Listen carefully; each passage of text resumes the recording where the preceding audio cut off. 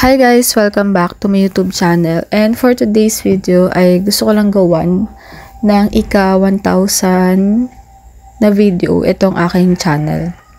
So makikita nyo dyan na nasa 992 videos na tayo. And itong video na to ay gagawin kong pang 1,000. So parang tribute video ko siya sa aking channel. So anyway, kung makikita nyo dyan sa video yung part 1 or story time kung paano ako nag-start sa aking channel, nakwento ko dyan na bukod dun sa unang video ko na pag-uwi ko nga ng Pinas is hindi ko na alam kung ano yung gagawin kong next na content. So imagine from hindi ko alam kung anong next na content yung gagawin ko hanggang sa umabot na tayo na 1,000 videos. So dito guys ay i-share ko lang din ulit yung mga old videos ko and konting story time lang din behind sa mga videos na nagawa ko na. So dito ay i-share ko yung mga popular videos ko, yung mga tutorials video ko, mga any videos, lahat ng videos na na-post ko na dito. So, yung mga videos ko nung sa start, sa mga simula pa. So, yan, i-throwback ko lang ulit. So, na-share ko na to before, yung dun sa story time ko nga kung paano ako nag-start. But, since ito nga yung video na pang 1,000 na video ko, so, i-share ko lang siya ulit. So, una na natin guys is itong playlist ko. So, itong playlist guys ay isa sa mga bagay na hindi ko pinagsisihan na gawin nung nag-start pa lang ako sa channel ko. Kasi, nung nag-start ako sa channel ko, hindi ko pa alam yung purpose ng playlist. Kasi nung time na nag-upload ako ng mga videos is, bahala na kung ano. Basta may ma-post ako. Ganun lang yung iniisip ko. Pero nung medyo dumami na yung mga videos ko, and may times na gusto kong balikan itong part na to, kaya naisipan ko na gawan siya ng playlist para sama-sama doon yung mga videos. So, for example, lahat ng tutorials, lahat ng games, lahat ng tungkol sa mga random thoughts ko, ganyan. So, kaya ginawan ko siya kasi if ever gusto ko man siyang panoorin, for example, gusto ko basahin ulit yung mga random thoughts ko, is pupunta lang ako dun sa playlist and yun, mababasa ko na lahat dun. So, at the same time, parang ma-organize yung mga videos ko kasi ayun nga guys, mahilig talaga ako manood sa mga past videos ko na parang ganito pala ako mag-edit noon, ganito pala yung mga pinagagawa kong video noon, ganun. So, gusto ko siyang panoorin and balikan.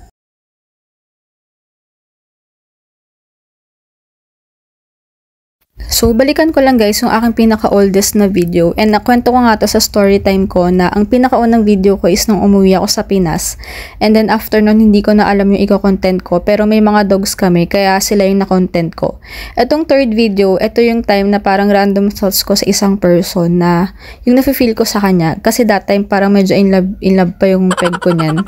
And then yung third and fourth, mapapansin nyo na same sila ng thumbnail kasi that time naisip ko na gusto ko lahat ng video ko is same ng thumbnail, pare-parehong ganyan. Pero, hindi pala dapat kasi dapat yung thumbnail is akma dun sa video para makakatch siya ng mga views.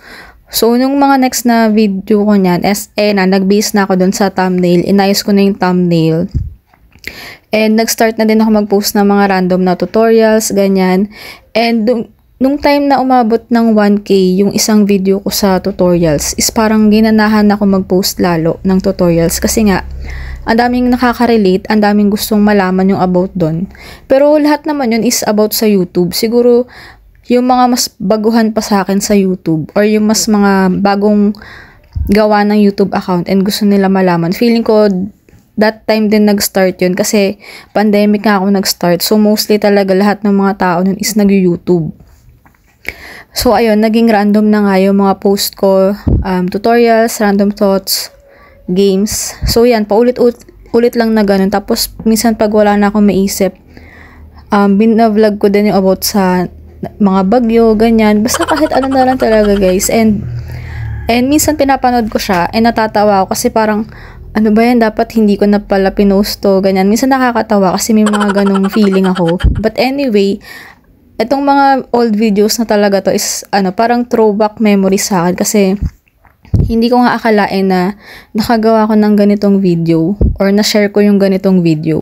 So next guys, punta naman tayo dun sa mga popular videos ko and ang pinaka-popular video sa akin is itong iAccess. So hanggang ngayon, ay moving pa rin itong views ko, and sobrang nagpapasalamat ako sa lahat ng nanonood kahit ang tagal na niya.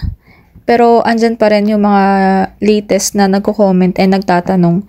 So again, dun sa mga nagko-comment sa video na yan is hindi ko na kayo ma-replyan kasi wala na din ako update sa mga bagong changes ni Land Bank or ni iAccess, kasi simula nung nag-iAccess ako ay hindi ako nagkaroon ng problem sa kanila, hindi nagkaroon ng problem sa bank ko, kasi yung Land Bank is yun yung gamit ko pang sahod dito kay YouTube. So simula nun hanggang ngayon is never ako nagka-problem sa kanila, kaya continuous pa rin yung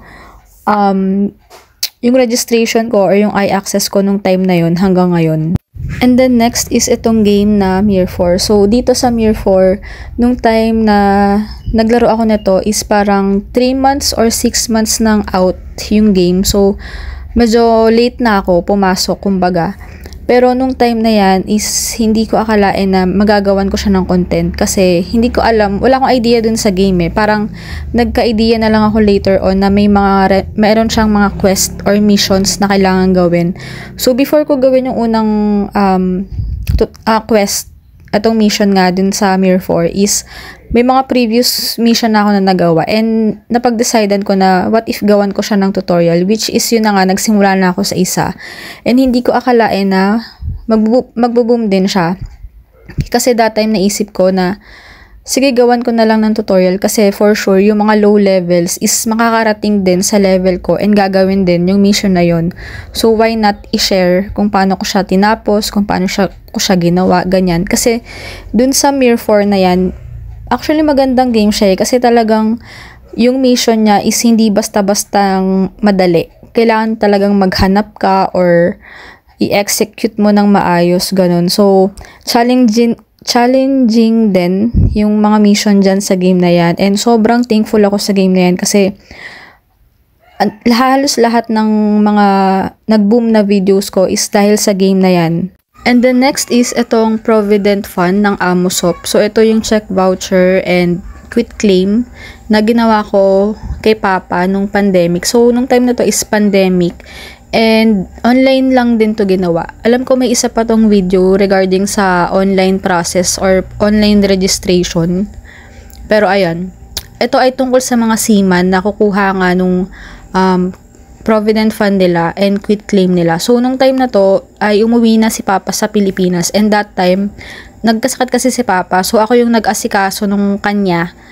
And buti na lang lahat that time, since pandemic nga, is online. So, nagawan ko siya ng tutorial, and actually madaming seaman na nag-message sa akin na nagkaka-problem sila sa pag-claim. So, dito, kahit paano somehow, may iba akong na-sharean and kung paano ko nga ginawa or paano namin nakuha yung quit claim and voucher ni Papa. So, somehow nakatulong ako sa iba kasi yung iba nga nahihirapan, and may mga nagko-comment na dahil sa video is nakuha na nila. So ayun, yung mga simpleng bagay na ganun is nakakatuwa sa akin kasi kahit paano nakatulong ako sa kanila. And next guys, dito naman tayo sa mga online paying apps. Isa din to sa mga nag-contribute ng views sa aking channel kasi nung nag-start ako mag-share ng online paying apps is pandemic din nung time na yon. So syempre tayo, naghahanap tayo ng extra income, and thankfully naman, talagang nakatulong to sa akin itong mga online paying apps na gamit ko. Kasi lahat to, lahat ng ginamit kong online paying apps, lahat ng na-share kong online paying apps is talagang nagbabayad sa akin or talagang nabibigyan ako ng payment. Kasi lahat naman ng sinishare ko is talagang totoong legit. Talagang may mga proof of payments ako dyan. And ilang beses na akong nakakuha ng payment sa kanila. Kahit until now, though ngayon kasi, dahil nga medyo busy na ako, hindi na lahat ng online paying apps is nagagamit ko na. Pero yung iba doon, may mga online paying apps ako na kahit hindi ko na ginagamit is nag-earn pa rin ako kahit paano. So medyo malaking bagay pa rin siya para sa akin. So ayan lang guys yung masashare ko dito sa aking video, and thankful ako sa lahat ng nanonood, sa mga nag-subscribe sa aking channel, sa mga GC, again, hindi ko kayo talagang makakalimutan. Hanggang talagang lumago tong aking channel, talagang kayo pa rin yung binabalikan kong pasalamatan kasi katulad nga ng sinasabi ko na hindi naman din magbo-boom yung channel ko kundi dahil sa mga tulong nyo. And ayun lang yung masashare ko sa aking channel, and hindi ko alam kung pero may times na excited ako laging mag-post, although minsan kahit puro hindi personal or puro games lang yung napopost ko, pero alam mo yun, parang gusto mo lang maging active din dun sa channel mo na kahit hindi ka everyday nagpo-post or kahit at least a week meron kang ma-post, basta lang may ma-post, ganon. So, looking forward ako sa time na mas marami pa akong ma-post na personal videos instead of games. Kasi, yun yung goal ko ngayon na mas gusto ko sana medyo personal or medyo about sa sarili or about, alam mo yun, basta personal videos na hindi lang siya games yung mapopost ko. But anyway, hindi ko siya mapapromise pero mostly ganun yung gusto kong mangyari sa channel ko. So, hopefully, ma-overcome ko na yung fear ko na magsalita sa video or as in yung normal na vlogger, ganun. Kasi, na-share ko nga before pa na mahihain talaga ako magpakita sa video at the same time nagasalita. Pero kung napanood nyo guys, yung previous video ko regarding nung gumagawa ako ng hitless curl. So, yun yung pinaka-ever first time na pinakita ko talaga yung buong mukha ko habang ginagawa ko nga yung hitless curl. So, nung time na na-post ko yun or nagawa ko yung video na yun is sobrang fulfilling nung pakiramdam kasi parang ito na yung start na parang medyo nagiging okay na ako na ipakita yung sarili ko. So, dito sa video na yan, kung napanood nyo, is pinakita ko yung mukha ko pero hindi ako nagsasalita kasi nga na-awkwardan pa ako na mag-vlog na sarili ko tapos nagkasalita. Alam mo yun, parang hindi ako sanay na parang nagkasalita ako sa camera. Pero hopefully soon, ma-overcome ko nga yung challenge na yan sa akin na maging confident or maging masanay ako sa part na nagsasalita ako kahit nagvi-video, kumaga sabay, ganon. But anyway, ayun lang guys, yung ma-share ko sa video ko ngayon. So, sobrang maraming salamat talaga guys sa lahat ng sumuporta simula hanggang ngayon. Sa mga GC, talagang hindi ako mag-asawang mag-thank you sa inyo. Kasi, lagi kong sinasabi, malaking part kayo sa aking channel dahil dyan ako nagsimula, dyan lumago yung mga subscribers ko. And, alam mo yun, yung progress ng channel mo is syempre sa'yo din, sa effort mo, so, sa paggawa ng video, sa mga content na ginagawa natin. And, dun sa mga nakasama ko sa simula hanggang ngayon na hindi pa rin sumusuko sa kanilang channel, good luck sa ating lahat. And, ayun, more videos to come sa ating mga channel. Kaya, ayun lang guys, and thank you for watching.